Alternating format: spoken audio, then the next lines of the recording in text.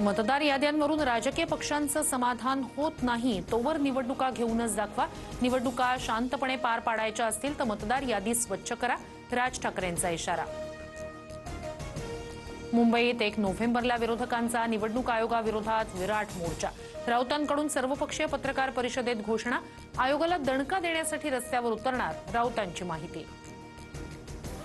महाराष्ट्राच्या मतदार यादीत 96 लाख खोटे मतदार. राज ठाकरेंचा गंभीर आरोप. तर निवडणूक आयोगाला प्रश्न विचारल्यावर सत्ताधारी का चिडतात, राज ठाकरेंचा सवाल. निवडणुकीच्या मॅच फिक्सिंग विरोधात महाराष्ट्रात विरोधकांची लढाई.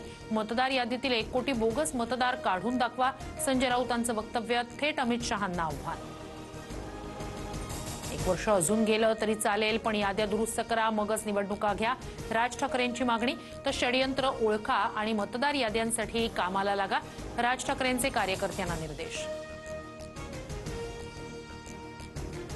राज ठाकरेंच्या धरसोड वृत्तीमुळे त्यांचा पक्ष वाढत नाही.